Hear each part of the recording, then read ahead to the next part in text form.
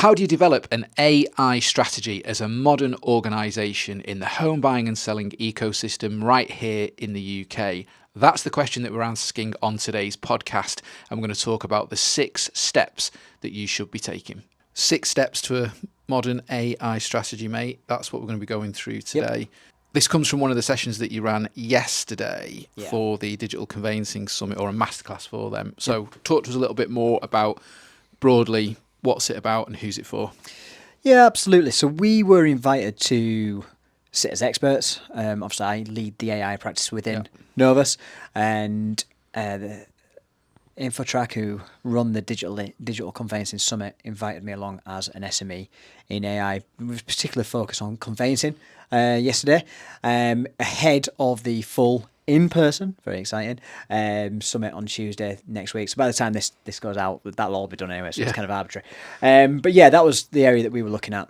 And it was good, actually. It was really good. Got a lot of really good feedback, actually. It's nice. I always think when you run a webinar virtually, you kind of don't really know what's going on because you've got no feedback from the audience. You can't see them. You can just see a screen with your slides and you're essentially talking to nobody.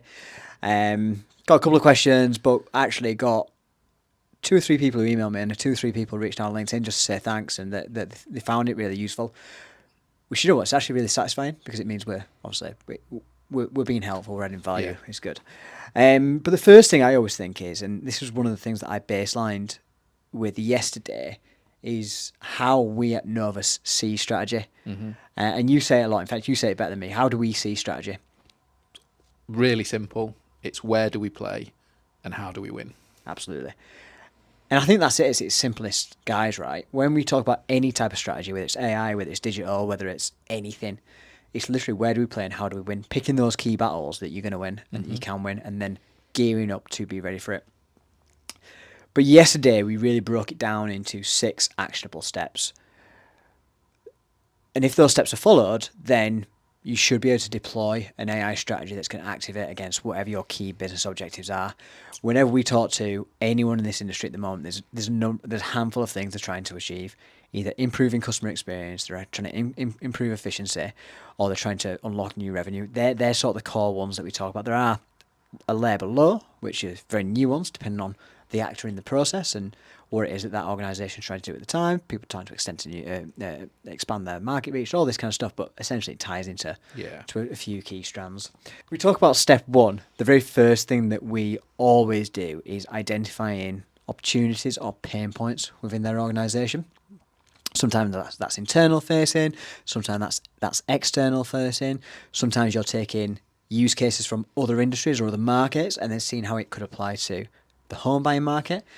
But it's all about identifying areas that could be addressed by AI. And so I gave the example of and let me just double check my notes to make sure I give you the exact example I used yesterday, which was our conveyancing lawyers spend a lot of time writing emails. Now, we know in the conveyancing space, you have to communicate with your customers. You have to, because they're the home buyers or the home seller, and they're obviously core to the transaction.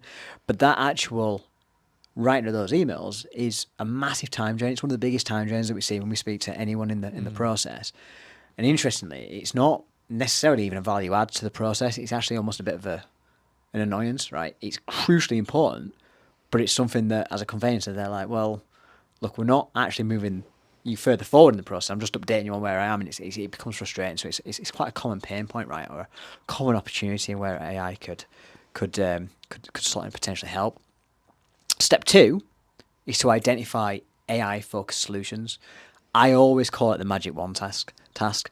Why do we call it the magic wand task? Well, really simply because if you wave a magic wand, you remove all inhibitors as to why that's a bad idea.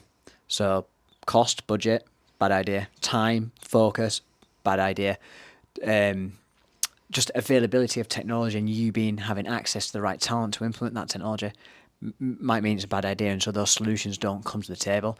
If you tell them they've got a magic wand and they can do whatever they want, then suddenly you start getting to some really creative solutions to It's like removing the barrier, isn't it? We see it a lot when sort of workshopping, and I think some organisations kind of almost turn their nose up it sometimes.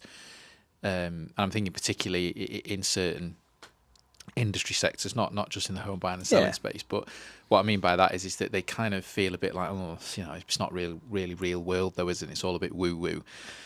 But actually, you've got to, it's a mindset shift, isn't it, about Yeah. removing inhibitors. When you're in the weeds of your organisation, kind of like day to day, which a lot of these organisations are, they're probably owner managed in most instances, or in a lot of instances. And even if they're not, often your operational people are in the weeds of things. You've got to remove them from that environment. And it's hard to do that sometimes.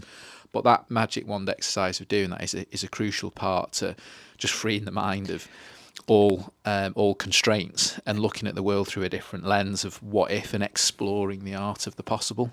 Absolutely. And the thing that it allows us to do is it allows us to quickly identify what's actually the best solution, not just the solution that we think we could implement. And they're drastically different things, right? Because if we just think we can do something, that's not always a good reason to do it. But actually, if you identify the best option, and then it's declared that that's what we're going to try and achieve, and then you start plotting or creating a plan to achieve that solution, it's a very, very different way of addressing the opportunity or the pain point that you've found. And actually, that's the difference between good and great. It is the difference. Great book, by the way, if you've not read it. Thoroughly recommend. And so then once we've identified a number of solutions, we always say, look, try and get at least 3 possible solutions for any opportunity or problem that you've got. You get a backlog of possible solutions. Now that backlog, a bit like when you're working in a product world, a digital product world, you refine backlogs. That's a core task of what we do, right? We actually address it in a quite similar way. We prioritize the solutions. And there's a number of ways and there's a number of tools that we use, but the one that I introduced the audience to yesterday was the 2x2. We've talked about it before, the investment versus impact. Because it's a really good way of identifying where you should focus. So if you've not seen a 2x2 impact versus investment quadrant, what you end up with is 4 quadrants. And the top left-hand quadrant is the lowest investment with the highest impact, and that's called the quick wins. People always talk about quick wins as a rhetoric, but this is how we identify what those are. The idea is that you do those first because you're going to get the biggest impact. Just a question on that I know has been put to us before, and I think probably people watching and listening would ask is, how do they know what the investment potentially is? So if you're perhaps a smaller organisation, not necessarily got access to technology resources sort of directly, you'd have to get them indirectly. How would they potentially run that exercise without any help, not having the cost? Do they have to have somebody in there with them to be able to give that? Or, is there a kind of rule of thumb to be able to support them going through that exercise, maybe by asking AI? Yeah, look, there's a few different ways, really. We have toolkits and in the tool bag that we use to help people score these. So they've got a science behind it. You can use scorecards. You can use the old Google methodologies to kind of map these. And actually, it's one of the things we do, right? We often build specific scorecards for our clients. But actually, you can go through this process by quizzing yourself, prioritizing, ordering, and actually almost rank these solutions on levels of investment or levels of impact, and do it that way. The other way you can do it is you can talk to ChatGPT or similar. This is when it comes to the investment area, because that's what I'm thinking. Like, when people think to themselves, "Oh, I'm going to do this with a couple of my conveyancing lawyers, or with a couple of people, a couple of brokers, and we think there might be something we can do, or whatever it is." I'm thinking more sort of SME, smaller businesses. They've not got some techies in the room that are kind of AI wizards, like yourself, who can kind of go and do this. What we're saying is look, get a feel for it. If you don't have a feel for it, don't hesitate to ask chat. Be careful what you're putting in, but don't be careful. But don't hesitate to ask the question, what would it look like potentially to get an engineer to do X, Y, Z? That kind of prompting, presumably. Absolutely. And sometimes if I'm doing this kind of exercise myself using AI, I did it with Claude. I've been testing Claude a lot recently. But I did it recently with Claude to just give it a baseline of something that I was familiar with, and I did this exact exercise. And actually you ask it to almost quiz you about how the solution could work, and then begin to give it a score of impact and investment. That investment comes in a pound, dollar figure, or a time figure, and the level of impact is often bound back to your business objectives that it asked you for. Well, that's a great insight in itself, isn't it? That Yeah. if you could literally go to an AI engine, obviously being mindful and careful about what it is that you're saying, but you can be quite vanilla with this Yeah. and go through this exercise, getting it to prompt you about this. And if you say to it, I'm going to go through a consultative exercise to identify, I want to create a 2x2 with where the x-axis is impact, the y-axis is investment, or vice versa, and I'm trying to understand how something could impact my business through technology. I mean, that's a great little insight for people to take away and actually try this, isn't it, I guess? Absolutely. And it gives you a really good way of, we used to call it the napkin exercise, right? And it's just a really good way of doing it and quickly validating things.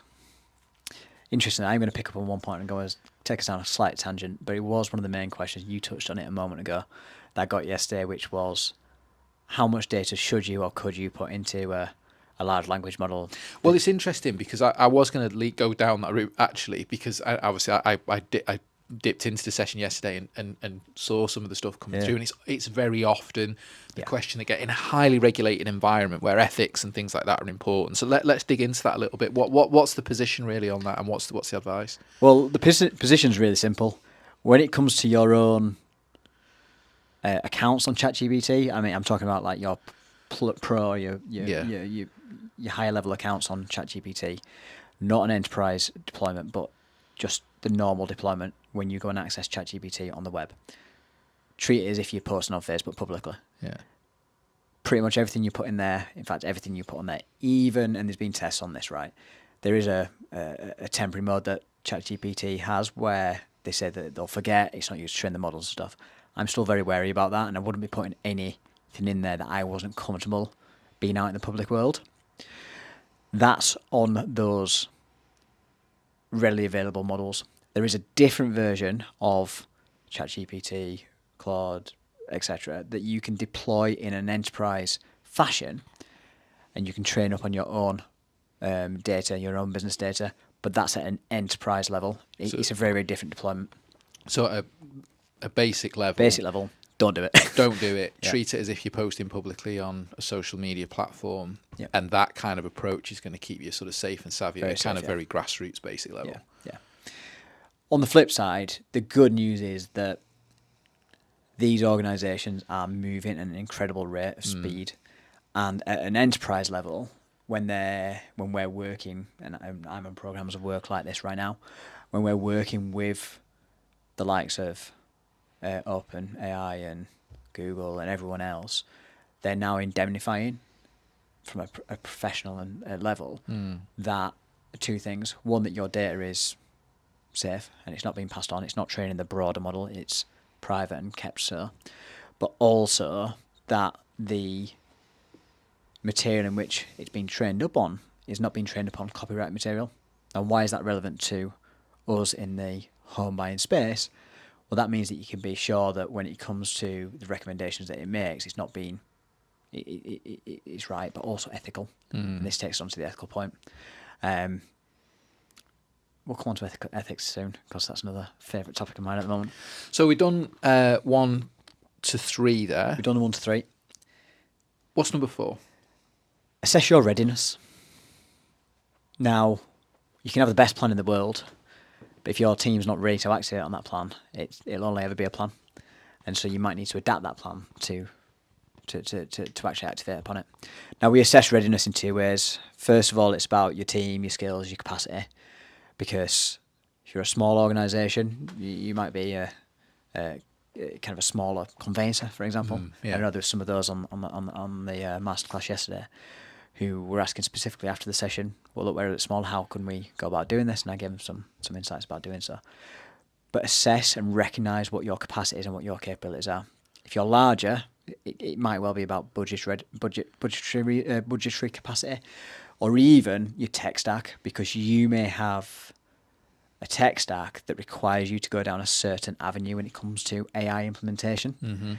It's in the same way that we used to talk about when we were deploying to the cloud. When cloud was first taking off, we had a lot of conversations about GCP or Azure or AWS and the various tech stacks that were able to be deployed on those environments. Now, that conversation is a slight thing of the past these days, but it's a similar conversation.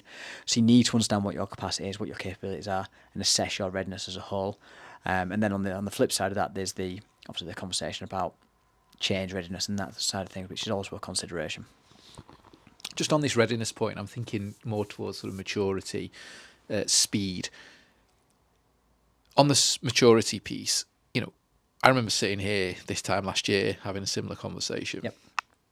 Things have moved so fast since then. Drastically, yeah. So on a maturity footing, there are some organisations that are vastly more mature than others. Yep. Where it comes to AI. And I don't just mean the application of it, but I just mean their learnings from it and kind of how they've organised themselves around it. And I think if we were to benchmark some of these organisations, it's really clear the ones that are rapidly moving. So that then leads me from maturity to the speed point. And a question, speed matters a lot.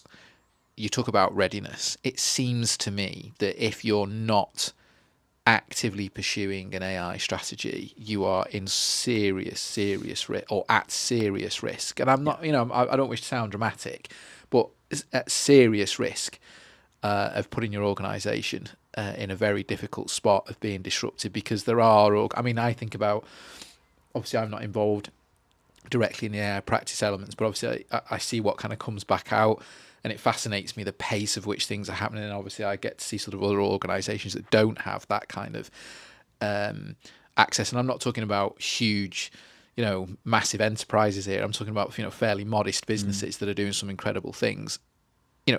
What's your message to people who are kind of on the fence with this? Well, AI is here, and that's the fact of the matter. In truth, AI has been here for it's been here a while. A long time. We've seen it in lenders for a long time. Yeah. Well, the language model elements of it. Yeah, absolutely. So AI is here. If you're, and I have been in conversations in the last 3 or 4 weeks where people are actively trying to bury their heads in the sand and say, it's not coming for my job, and rhetoric of that nature. And I actually think they're right. It's not coming from their job, not right now, but it will do. And what is becoming abundantly clear is you cannot ignore AI as part of your strategy or as a strategy as a whole. Every organisation now needs an AI strategy in some fashion. It'd be like a modern organisation not having a people strategy. That's how drastic this is. And you can't run a business that employs any number of people without having a strategy about how you onboard them, how you train them, how you bring them along with your culture and everything. Well, this comes back to the where do we play and how do we win piece, right? If you've not got a strategy around any aspects, you're going to lose. 100%. Around any aspects of kind of business operational practices today, of which AI is part of it, is what we're saying. Absolutely. But that basically you've got nowhere to play and you've got nowhere to win, so you're on a losing path. No, and I've said this countless times recently in many meetings, many workshops I've been in, many stages I've been stood on. AI on its own does not trump people. But AI with a person will always beat a person without AI. Always, hands down. It's not even a competition. And so if you're burying your head in the sand as an organisation in the fact that you're not going to consider AI as part of your strategy, you will lose. It's a really powerful point, that, isn't it? I mean, I'm just playing that back. So I guess the powerful message that you're saying there is AI on its own is not going to trump you. It's not going to kind of beat your business or anything like that. But any human that is leveraging AI will absolutely win over you. And you've got to kind of take that message and let it resonate and take action, I guess is the point. Absolutely. And I can go into the myriad of reasons as to why it will always win, whether it's speed to process, speed to learn, power, access to information, whatever it might be. Any which metric, when combined with the creativity of a human, it wins. Yeah. I mean, I think about the things that we're doing with it. I mean, even when it comes to analysing like market trends, what's happening, the time it would take us to do certain levels of analysis. Obviously, I can't go into detail, but that is rapid now in comparison to what it was. And I think about some of the questions at an enterprise level that we get asked and how fast we're able to kind of deliver a response. And in truth, actually, we're not actually getting asked the questions as much anymore because we're providing the answers to the questions before they come. And that's actually, I mean, that's been revolutionary. Absolutely. And you think about the work that Alana, who's our lead analyst, right? The work she does and the power of which she now has at her fingertips. Yeah. It allows her to think at a different level. Where in years gone by, the analysts you and I would work with would spend hours and hours and hours poring over data to get you the answer. It now takes them seconds because of the way they can prompt. Yeah. It's insane. It changes the way we analyse data and therefore can provide information and provide opinion and provide solutions and value. Yeah. And it's interesting because I think we're all using it in different ways. I'm thinking about organisations now. So I'm talking about, when I say we, I'm talking about businesses. Businesses are using it in different ways. When I think about the partners that we work with, our clients that we work with, we're all much faster than other organisations that aren't using it. So people come to us because of the accessibility to intelligence, because of the accessibility to be able to support those sort of strategic objectives and the pace for which we can sort of help it. They can't necessarily do it themselves, but with our stuff they can. And then when we collaborate around those things, we move, immensely quicker than the competition. Look, I mean, we could go on about this bit for ages. So that's number 4. Yep. Step 5. Step 5. Consider buy versus build. Now, some people might be a bit confused about this as a concept. But you don't always have to build an AI technology. In fact, most of the tools that you use that are outside of the big AI houses, and so what I'm talking about is things like Nvidia.io and things like that, they're actually wrappers around AI toolings. So the large language models and the image generation and video generation tools that are owned by Adobe or Google or, the big technology players, they actually buy those and rent that power from those organizations. And it's the same when we talk to our customers about how to deploy an AI strategy. There are certain elements that you might need to build, but there's also a lot of it that might be available already. You can just rent it and buy it from the shelf. Sometimes if you're a smaller organization, you might not need to build anything at all because the tools might just be available out of the box. At an enterprise level, often a lot more customization, but that's because of how complex their technology stacks are, and it's integrations that become the key. But even at the enterprise level, it's important to start small. I mean, I still think about some enterprise organisations that, quite far behind, really, when we look at them in this space. You think, well, actually, you've probably got the resources. You're moving on to step 6. I like this. Yeah, you've probably got the resources to actually do this, but, they tend to blame legacy sometimes, but actually it's usually politics and, career folk just kind of getting in the way of progression, being blunt. Well, it's true though, isn't it? Really? It's true, yeah. How often do we sit in meetings and go, come out and go, look at each other and go, what was that? Well, yeah. But it does happen. I think that just I guess a message to exec teams here, like you've got to wrap your heads around this. You've got to kind of look at your organisation and think, right, give somebody this task, and just go, give them some specific direction to kind of go and make this happen. Just before we move into step 6. Kind of on this kind of buy versus build bit. One thing I think is important for smaller organisations to recognise, and I'm not countering what you were saying about if they are smaller, it's probably already out there and you can use it. But I think for some smaller organisations, they've probably got some half decent ideas where there might not be something out there.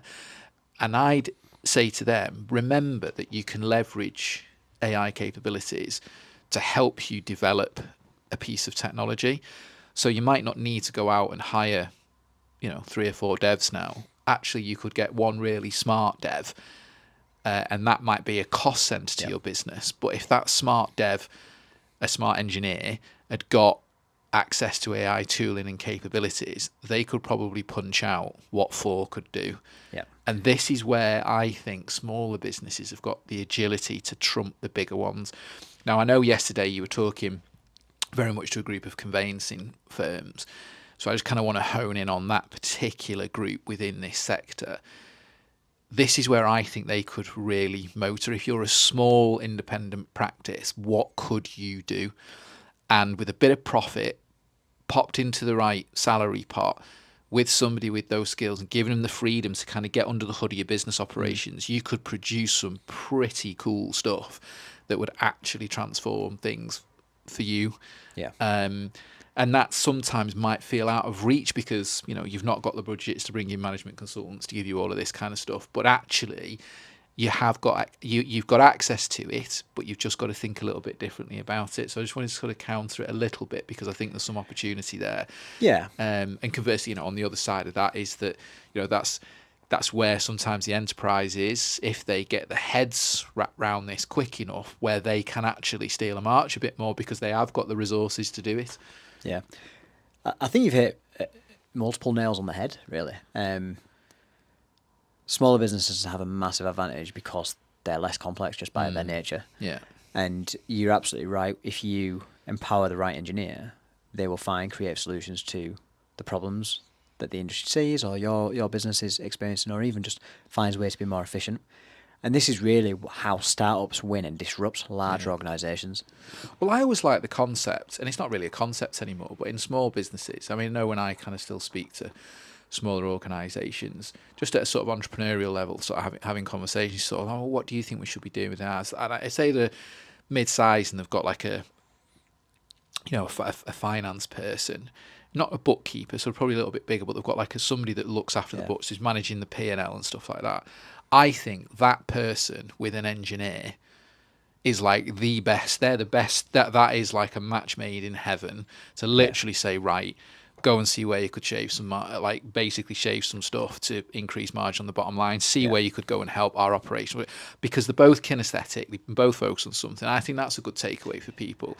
If you've got a finance bod in your business, like, you know, Q1 next year, or even for the rest of this year into Q1, just give them an engineer and say, right, go and do some stuff where literally the objective is make money, save money, increase margin.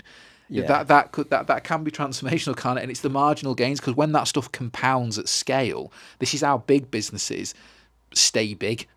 It's exactly how they do that. But also in the conveyancing market specifically, as a core in our industry, the number of conveyancers in the country has fallen since 2012. It's gone from 4,500 to 4,000. So there's less, just in simple terms, less conveyancing organisations around. Now that, obviously there's a certain amount of acquisition, all that kind of stuff, but in round numbers it's gone down. But the number of cases and the number of house moves has gone up drastically. In fact, I was just pulling up my notes as you were talking. In 2012, there was 714,000 transactions in the year 2012. In 2022, that was 1.3 million. So that's an extra 500,000. It's more than 50% more. With 10% less.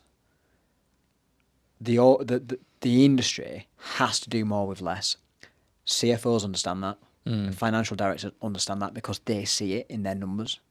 And so I think you're absolutely right, because if they can optimize and make things more efficient within their organization, then they'll do it because that's their job.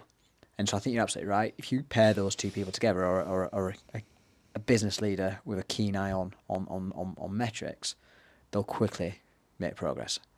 Which brings me on to one of my watch outs, actually, which is what do you consider? And one of the big considerations is always give somebody AI to own as a strategy. Yeah. And then measure the metrics. Yeah.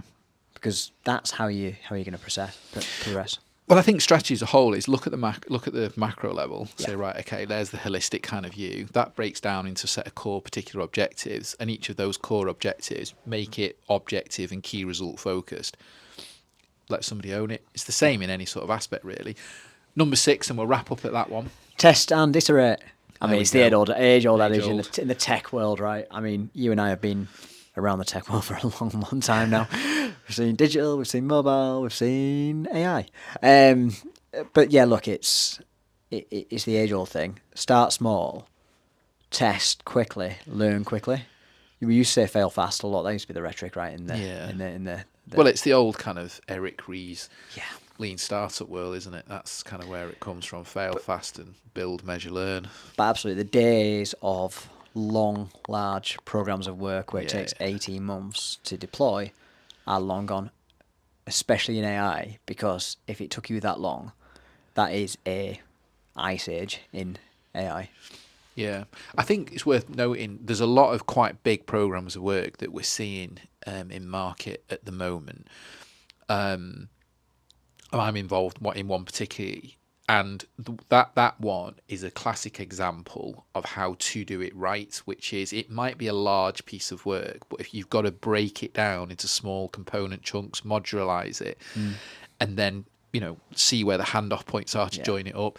And to put that into context, what I'm saying is that it's okay if something's going to take 18 months to get the whole thing out. Yeah. But you can usually every 8 weeks per quarter at least get something into the hands of the people that are going to be using it in a particular grouped order. And that iteration point means that as you're going through each of those cycles of delivery, you're not going to be, there's going to be mistakes in there. And I was talking recently to one of our clients that we're doing quite a lot of work with to help them stand up their target operating model. And it's a target operating model around a particular new thing that's kind of that they're doing into the market. And their target operating model, I was explaining to them that look, that we've designed it in this way, and your feedback loops are the way that they are because you've got to de-risk the backlog. So when you're kind of going into greenfield environments, and what we mean by greenfield is it's not traditional, it's not necessarily core to your current business per se. You've never done it before, so you've not got learnings. That means that the backlog of activities that you have to perform, technically, there is risk in that, and it's really important to de-risk that backlog because you'll have significant waste in there financially. So if you're investing in technology projects, then invest carefully and ensure that you've got de-risking or a risk profile on that backlog. Whoever owns it, the product manager typically, ensure that they know and that they're communicating what the risk is on that backlog. And I know this is kind of, we're talking about AI, but this is obviously, AI is very greenfield, but there's lots of projects I think that are in this sector where I hear about them sort of second and third hand sometimes, and I'm thinking, how has that got to that stage and who's been running that? And how has it not been tested as a concept? Exactly. And this kind of to the point, this gets missed a lot, I think, especially on the in the kind of lender space. Yeah, and the days of twitchy bum time when you went live with a product, not that it might fall over, but they might not work, should be gone. Yeah. Because the concept's been tested so many times, it's just a formality at that point. I was in a session this week where C-level, very, very important member of a client, demanded of a product team that I'm working incredibly close with, well, I need to see the roadmap for the next 24 months. And in fairness to the product manager I was working with, she handled it really well. And then I stepped in and went, well, look, that's not how this works. This isn't how products are developed. If you're road mapping and you're defining what's going to happen in the next 2 years, that's like me asking you what you're going to have for dinner in 2 years' time. You've got no idea because you're not going to know whether you've ran that morning, or whether you've been to the gym, whether you've had a lazy Sunday afternoon. You don't know. And so actually, if we're forecasting 2 to 3 sprints out, then that's fair enough because we're constantly refining, we're constantly learning. You can't be planning that far out because how do you validate anything? You're working on an assumption in a world where the technology is evolving faster than anything and anything we've ever seen. And in fairness, he understood and he took that point. But it's something we need to get through, especially in larger organisations, to the leadership teams of like, look, the way we operate and deliver now has changed. Yeah. I think this is where obviously we play a role sometimes, and I take our responsibility in this sort of space really seriously because it's an edge. We don't have anything to sell in the sense of, it's not like we're trying to flog a platform or something. Obviously we sell consultancy services and the like, but what I mean by our responsibility is to help sort of educate as best we can, through content like this, to be able to sort of say, look, because actually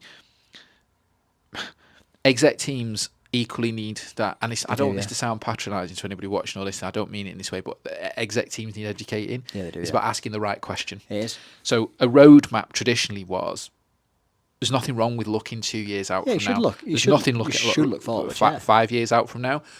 But you don't put that. That's the wrong question to put to a product team. To a strategy area, it's very much like, right, where we're going to be playing and how we're going to be winning. Well, question. It's a different question. Yeah. Here's where we see ourselves in the next 5 years, and here's how we're going to unwrap that and unravel it. And as we reverse engineer it, this is the product strategy for now, based on what we know today. And here's how this is the direction of travel. Yeah. Here's our operating model, and here's how we're going to course correct and pivot and based this is on feedback. This is where you get your updates. This is when you get your product demos. Exactly. Yeah. And I think it's that educational piece to exec teams that I think we've all got to work harder at cracking and demonstrating what that looks like. Because if I think about it, I mean, we're quite well versed with some of this, but in the programs that we get involved in, that's usually where the blocker is. Yeah, and I get it because, you know, I mean, I think we've been very fortunate, especially over the last sort of few years. We've been working with some fantastic organisations that where the some hugely talented people. Yeah, exactly. Yeah. But where the exec teams though have been very, very open-minded, and I feel that certainly in the last sort of 5 years, having sort of come back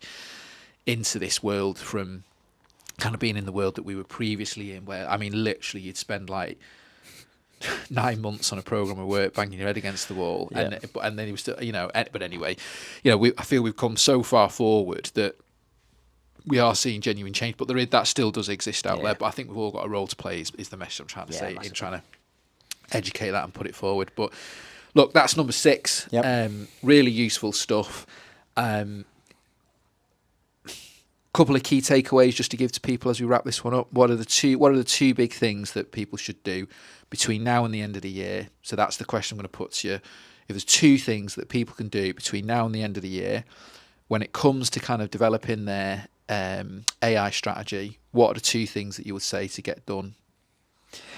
Number 1, play with AI in a safe way. Get to grips with it. It's not scary. Yeah. And test. If you are playing with AI, this is the second one.